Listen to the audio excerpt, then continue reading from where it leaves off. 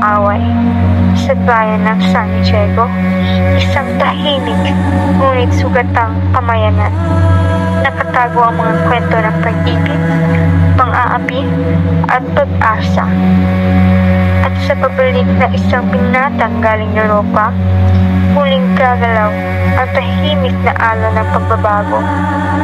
Ito ang kwento ni Crisostomo Ibarra. At ito ang kwento ng isang bayang gumising mula sa kadiliman. Dorime Tangere.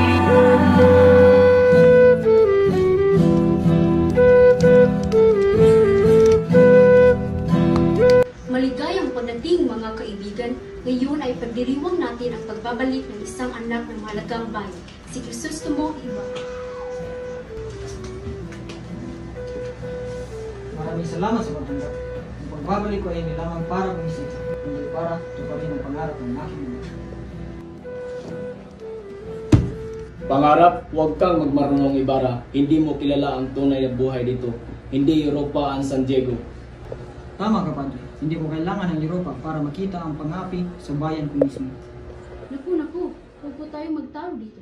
Fiesta ito.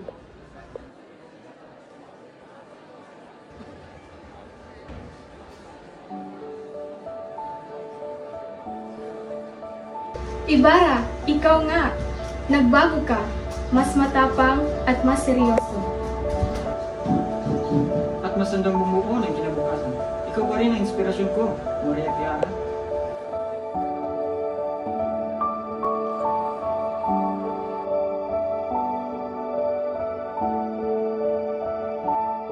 Ngunit, sa kanyang pagbalik, hindi niya alam ang mapait na sinapit ng kanyang ama.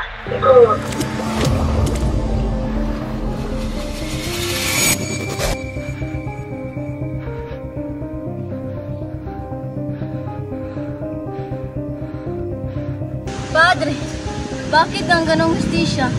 Hindi ko inaangkin kasalanan na pupo sa akin. Ayaw mong salita laban sa simbahan. Yan ang kasalanan mo at may kabayaran ang paghamon sa amin. Mga katotohanan ng isang hapon. Hayaan ko manatiling tapat dito.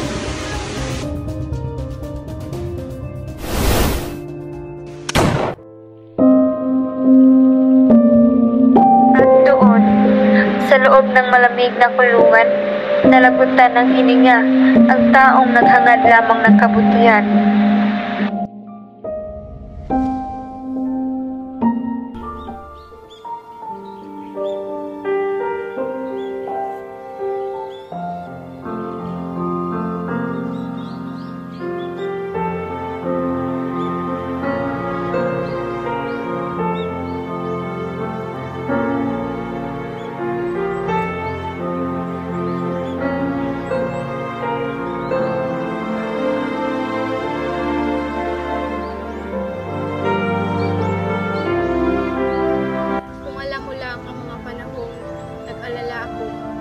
Tahimik ang bayan.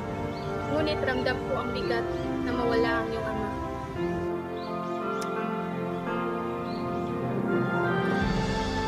Maria Clara, iyon ang dahilan kung ba't ako nabalik.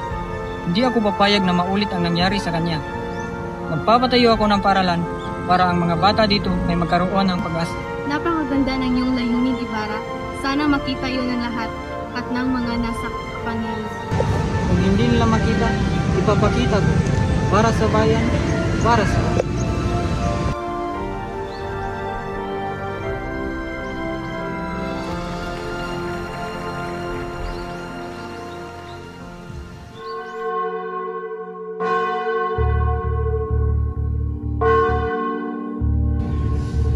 Don Ibarra, narinig ko ang balita tungkol sa paralan mo. Ngunit di lahat ang suka ng pahintulong. Kung papeles ang hinihingi nila, ibibigay ko. Kung kailangan ng pag-uusap, handa ako. Basta huwag pigilan ang edukasyon. Hindi lahat ay kumbinsido sa mabuting mong layunin. May ilan nagdududa, may ilan takot sa pagbabago. Kung takot sila, wala akong magagawa. Ngunit hindi ako uurong.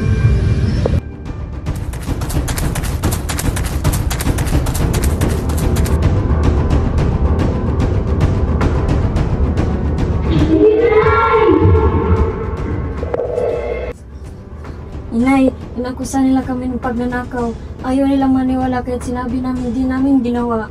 Pinipilit nila kaming umamin, inay. Pati palo, natikman namin. Mga anak ko, hindi kayo magnanakaw. Kilala ko kayo. Hindi ko nahayaan na masaktan kayo nila ulit. Hindi ko kayo pababayaan. Hindi ko kayo iiwan. Pangakong umuulan. Nagkabatan, nabaliw si Sisa matapos mabaril ang kanyang mga anak. Sa paghanap niya, tuluyan siyang nilamon ng sakit at pagkawala.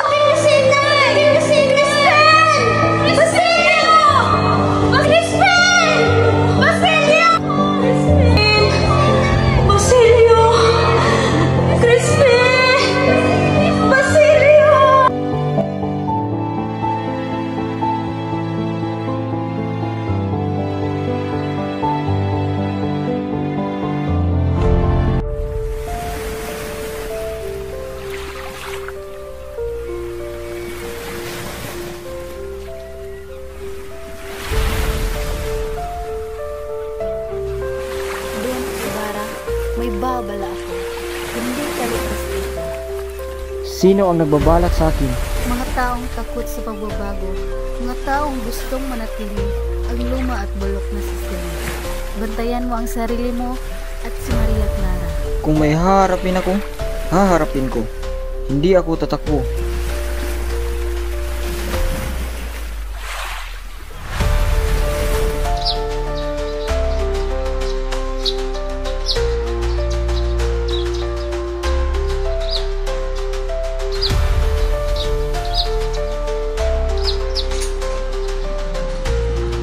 Hindi kita hayaang makasalan si Maria Clara. Hindi ka karapat-dapat. Bakit, Padre? Nagkapangyarihan ka bang pagdesisyonan ang puso ng isang tao?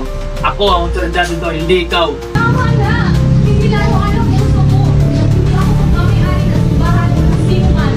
Kung pagmamahal ang kasalanan ko, handa akong pagbayaran ito. Sa pag-alis ni Ibarra, hindi natapos ang laban. Ito lamang ang simula. Ang pag-iyak ni Sisa, ang takot ni Basilio at Crispin, ang pag-ibig na hindi nasira ngunit hindi rin nagtagumpay. Lahat ng ito ay nag-iwan ng marka sa bayan. At mula sa mga markang iyon, sumibol ang mga binhi ng pagbabago. Ang Noli Me Tangere ay hindi lamang nobela. Ito ay paalala. Habang may mga pusong handang nanindigan, hindi mawawala ang liwanag.